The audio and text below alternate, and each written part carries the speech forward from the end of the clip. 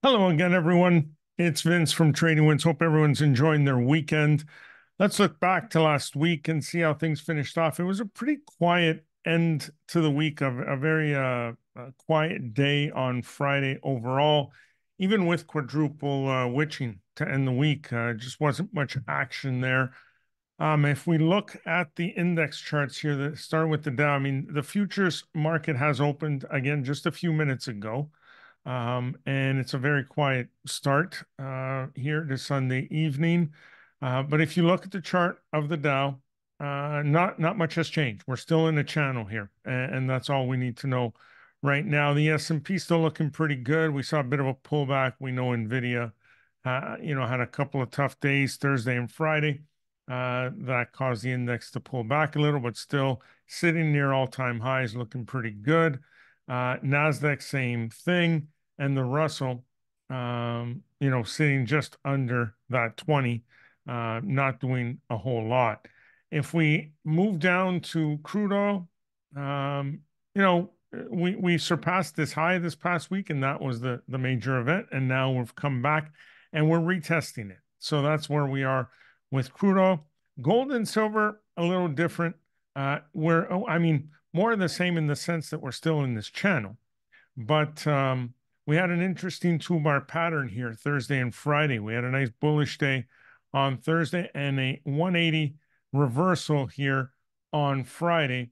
Um, we've opened the futures here more or less where we closed on Friday. But there's a bearish look on these two bars. So we could come back here and take out the low of this channel and continue lower in the near term. Why do I say the near term? Well, because the weekly, you can see we're still above the 20. We've got a nice slope there, looking pretty good. And the monthly, we're still well above it, still looking pretty good. So to me, I'm still treating this as a potential opportunity here to add to a long position. Even if we break down here, what I will be looking for is not to short it, but for an area where may find some support and then bounce from there and continue adding to the long position. So, for now, we'll sit tight. It is in a bit of a channel. Silver, doing the exact same thing. Strong up day on Thursday, complete reversal on Friday. We'll see where this goes. But here's the weekly. Here's the monthly. A ton of support behind us. Not much in the way of resistance overhead. So again, looking at this as a potential opportunity. And lastly, the dollar inching its way back to the upper portions of this very lengthy channel, and then we'll see if it can break out from there. One chart I am watching for this week is Amazon. Amazon in a channel of its own. And what's interesting here is that a couple weeks ago we broke above the 20, got close to the high of that channel, could not overcome it, pulled back. But this time, unlike here and here, we held the 20. We bounced off the 20, and we had a significant bounce on Thursday and a significant follow through on Friday. So we should be making a run for the top of that channel early this week.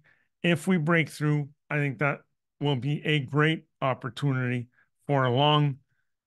We will be at all-time highs, nothing overhead, and earnings 32 days away still. So while Amazon isn't there just yet, I mean, you could um, look at this as an opportunity because when we do get a re-entry here on Victory, we look for one of two things: A move above a prior high, or B, a retest of the 20.